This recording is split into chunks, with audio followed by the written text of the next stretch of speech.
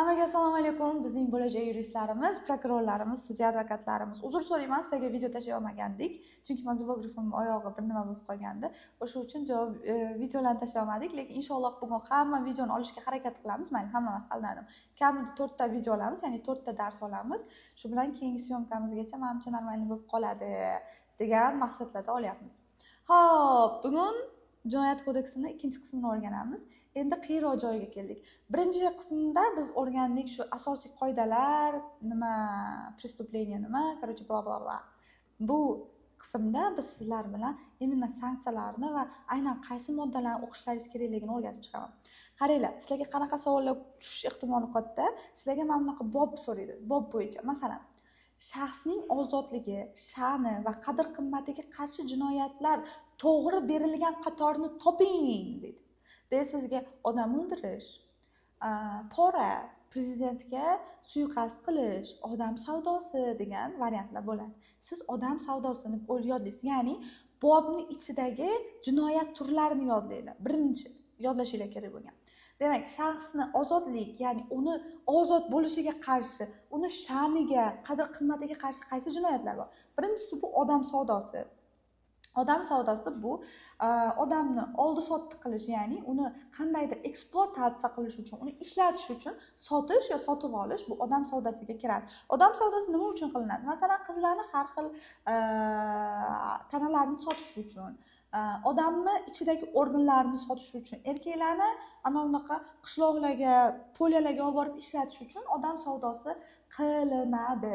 Endi odam savdosini qilgan shaxs uchun qanaqa jazo berilgan? Birinchi qismda 135-moddaning 3 yildan 5 yilgacha, qaranglar, ozodlikni cheklash yoki 3 yildan 5 yilgacha ozodlikdan mahrum qilish jazosi berilgan. Demak, 3-5 deb yodlaysizlar odam savdosi uchun. Buni og'irroq nimalari bor, jazolari ikkinchi qismda, lekin sizga ikkinchi qism kerak emas 135 da. Faqat birinchi qism va birinchi qism sanksiyasini yodlaysizlar. Ikkinchisi bu ayolni erga tegishga majbur qilish yoki unga erga tegishga to'sqinlik qilish. Endi har kim o'zini xohlagan insoniga turmushga chiqish bu konstitutsiyaviy huquqlarimiz, yo'q, konstitutsiyaviy emas, uzr.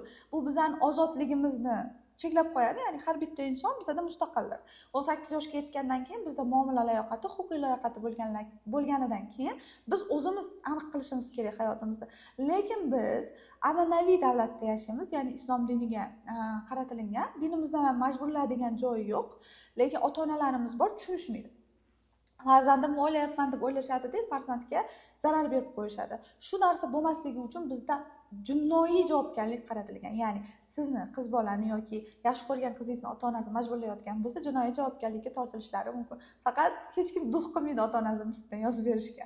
Xo'p, ayolni erga tegishga yoki nikohda yashashni davom ettirishga majbur qilish yoxud ayolning erkiga xilof ravishda u bilan nikohda bo'lish uchun o'g'irlash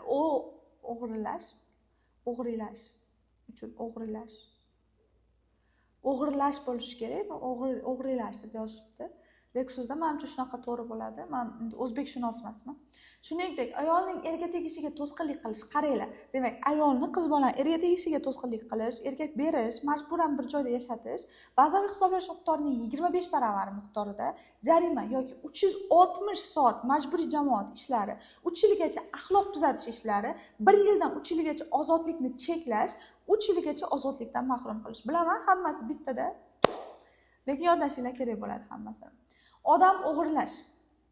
Ya'ni bu biz bilamiz, Qoraqalpoqda an'ana bor, odam o'g'irlaydigan, ya'ni qizni o'g'irlashadi, lekin jinoiy javobgarlikka tortilishi kerak. Ya'ni odamni qandaydir yo'l bilan, luboy yo'l bilan odamni o'g'irlasangiz bo'ldi, 3 yildan 5 yilgacha ozodlikdan cheklash yoki 3 yildan 5 yilgacha ozodlikdan mahrum jazosiga tortiladi. Tuhmat bu bitta odamni qilmagan ishini sen qilganding deb tuhmat tashlash. Siz bitta odam haqida bitta fikr bildirmoqchimisiz, aniqligiga ishoning. Bu agar siz bitta odamni shu sharmanda qiladigan uydirmalar tarqatadigan bo'lsangiz, birinchi ma'muriy javobgarlikka tortilasiz. Ma'muriy javobgarlikdan keyin yana bir marta qilsangiz, jinoiy javobgarlikka unga ko'ra bazaviy hisoblash miqdorining 200 baravarigacha miqdorda jarima, juda katta summa. Yoki 300 soatgacha majburiy jamoat ishlari yoxud 2 yilgacha axloq tuzatish ishlari bilan jazolanasiz tuhmatga.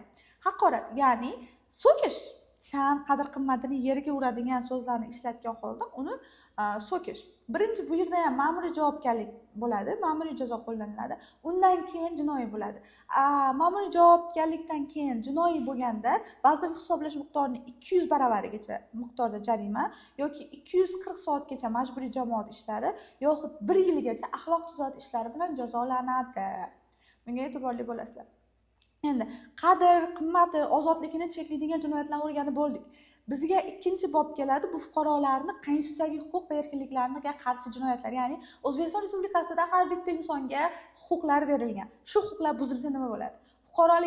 Fuqarolarni teng huquqliligini buzish. Ya'ni sen ana boyni bolasisan, sen katta xolang ma'budda ishlaydi, seni mushuging ma'budda tug'ilgan deb kimnidir podдержка qilish, kimnidir yerga urish, jinsi, irqi, millati, tili, dini uchun yerga urish yoki boshqasini podдержка qiladigan bo'lsa, bazaviy hisoblash miqdorining 50 baravarigacha miqdorda jarima yoki 3 yilgacha muayyan huquqdan mahrum qilish, 300 soatgacha majburiy jamoat ishlari, 2 yilgacha axloq tuzatish ishlari bilan jazolanadi.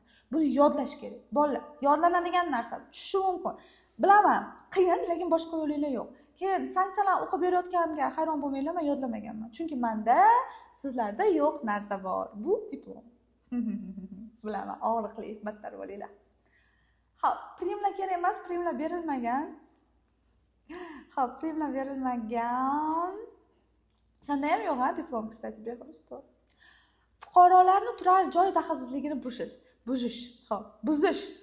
Ya'ni birovni uyiga bostirib kirish, g'ayriqonuniy bostirib kirish, unda yashovchilarning erkiga xilof ravishda zo'rlik ishlatilsa, 3 yilgacha axloq tuzatish ishlari yoki 2 yildan 5 yilgacha ozodlikni cheklash yoki 5 yilgacha ozodlikdan mahrum qilish bilan jazolanadi. Bu yerda qaranglar, ana amma xolalaringiz bostirib keladi uyingizga, bu jinoyatga tortmaydi, chunki ular sizlarni zo'rlamaydi-yu, to'g'ri, bostirib kirishadi, lekin zo'rlashmaydi. Men dars o'tayotgan paytimizda bitta o'quvchim aytganda, ustoz, biz Toshkentda yashaymiz, viloyatdamiz. Har hafta uyimizga viloyatdan amma xolamning qarindoshi, amma xolamning mushugi, keyin yana birovlari keladi, bostirib. Bu moddani qo'llasak bo'ladimi? 142 ni, ya'ni turar joy daxlsizligini buzish deganda, shuning uchun aytyapman. Yo'q, ularga bu moddani qo'llay olmaysizlar, chunki ular zo'rlik ishlatmayapti. Agar zo'rlik ishlatsa, qo'llasanglar bo'ladi. Bu dinga sig'inasan, u dinga sig'inasan deb yoki diniy marosimlarni o'tkazishga to'sqinlik qilinsa, bazaviy hisoblash miqdorining 50 baravarigacha jarima yoki 5 yilgacha muayyan huquqdan mahrum qilish, 300 soatgacha majburiy jamoat ishlari, 2 yilgacha axloq tuzatish ishlari bilan jazolanasiz. Keyin mehnat qilish huquqi ham tushishi mumkin. Ya'ni siz har bitta shaxsni mehnat qilishga haqqi bor. 148-moddada berilgan, bila turib g'ayriqonuniy ravishda ishdan bo'shatish. Shunday qilmishlar uchun ma'muriy jazo qo'llanilgandan keyin, ya'ni men hozir mobilografim Behruzni telefon o'ynab o'tirganligi uchun ishdan prosta tak bo'shatib yuborsam, menga ma'muriy javobgarlik tortilaman, ya'ni men. Undan keyin agar yana boshqatdan Behruzni ishdan bo'shatsam, bazaviy hisoblash miqdorining 25 baravarigacha jarima yoki 3 yilgacha muayyan huquqdan, ya'ni biznes qilish huquqimdan mahrum qilinaman yoki 3 yilgacha axloq tuzatish ishlari bilan jazolanaman. Lekin Behruzni prosta takab haydab yubora olmayman. Chunki o'rtamizda mehnat shartnomasi yo'q. Bor, imzolagansizlar. Xo'p, endi yana sizga tushadigan bob bu tinchlik va insoniyatning xavfsizligiga qarshi jinoyatlar. Bu 11-sinfda o'qigansizlar. Qaysi jinoyatlar kiradi? Urushni targ'ib qilish, agressiya, terrorizm, genotsid, qarochi hammasi kiradi. Eng birinchi urushni targ'ib qilishni bilib olinglar, qolganlarini sanksiyalarni o'qib chiqsanglar bo'ladi, lekin yodlashni kuchingiz yetsa yodlang, maslahat beraman. Urushni targ'ib qilish, ya'ni bir mamlakatni ikkinchi mamlakatga nisbatan qo'zg'atish uchun turli shakldagi qarashlar, g'oyalar yoki chaqiriqlarni tarqatish, ya'ni men hozir chiqsam-da, astag'firulloh, O'zbekiston bunaqa qilyapti, Rossiya bilan urushish kerak, bunaqa desam, menga 5 yildan 10 yilgacha qilib yuborishadi. To'yis qamashadi. Xo'p, bizga keyingi eng asosiy bobimiz bor hozir ikkita. Birinchisi bu O'zbekistonga qarshi jinoyatlar, ya'ni O'zbekiston Respublikasiga qarshi jinoyatlar, ya'ni siz davlatga qarshi, juda og'ir jinoyatlar bo'ldi. Davlatga qoyillik qilish, davlatning sirlarini chiqarish, suverenitetini buzish, ya'ni O'zbekiston Respublikasi fuqarosi tomonidan qilingan bo'lsa, 10 yildan 20 yilgacha bo'ldi ketasiz. Bu yerda umuman mumkin emas deb bunaqa narsa. Keyin prezidentga tajovuz qilish, ya'ni O'zbekiston Respublikasi hayotiga tajovuz qilish 10 yildan 20 yilgacha ozodlikdan mahrum qilinish bilan jazolanadi. Keyin 159-moddani yodlanglar bolalar. полностью birinchi qism, ikkinchi qism, uchinchi qismni yodlaysiz. Chunki kitobda bu polni bergan, bo'lib qismga ajratib berilmagan. Bu ya'ni O'zbekiston Respublikasi konstitutsiyaviy tuzum, bizda konstitutsiyaviy tuzum, ya'ni bizda demokratik respublika-ku, o'shanga qarshi chiqish, ya'ni monarxiya qilamiz yoki antidemokratiya, fashizm olib kiramiz deyish bo'ldi. Bu konstitutsiyaga xilof, konstitutsiyaviy tizimga xilof bo'ladi. Bazaviy hisoblash miqdorining 600 baravarigacha. Esingizda bo'lsa, bazaviy hisoblash miqdorini, ya'ni shtrafni, jarimani eng katta summasi o'zi 600 baravar edi. Demak, eng og'iri bo'ladi. 2 yildan 5 yilgacha ozodlikni cheklash yoki 5 yildan, to есть 5 yilgacha ozodlikdan mahrum qilish bilan jazolanadi. Agar og'irlashtiruvchi holat bo'lsa, voy, vashcha og'ir bo'lib ketadi. Shuning uchun uni yodlashinglar kerak. Eng kerakli bo'lgan joy 159 ham. Keyin bizga yana bitta kerakli nima? Jinoyatlar bu o'zgalar mulkini talon-taroj qilish, ya'ni bosqinchilik, tovlamachilik, keyin talonchiliklar kiradi. Bularni ham sanksiyasini yodlab olishinglar kerak. Porani ham bitta ochib yodlab olinglar. Pora berish, pora olish. Bu tushuntirishim shart emas, o'zingizlar bilasizlar. Pora berganga ham, pora olganga ham, porani olib borib olib kelib berganga ham javobgarlik bor. Kattakon rahmat. Menimcha qiziqarli bo'ldi deb o'ylayman. Sal-pal o'zimning energiyamga qaytyapman, chunki sal-pal bekorlashyapman. Darslarni zo'r qilib o'tib berish niyatim bor, chunki har bittangiz ota-onangizni pulini sarflayapsiz. Sizlar ham keyin orqani ozgina qiynalinglar, harakat qilinglar. 20 kun qoldi imtihonga. Natija qilish kerak. Natijalarni darrov kanalga, guruhga tashlaymiz. Kutaman. Har bittangizdan kutyapman natijalarni. Avvalambor o'zingizlarni o'qiyotgan ustozlaringiz ham, ya'ni viloyatingizda va bizning ham mehnatimiz bor deb o'ylayman, xudo xolasa natijalaringizda. Hammangizga ishonaman. Kamchiliklar bo'layotgan bo'lsa uzr, hammaga kattakon rahmat. Ketkazgan vaqtingizga rozi bo'linglar.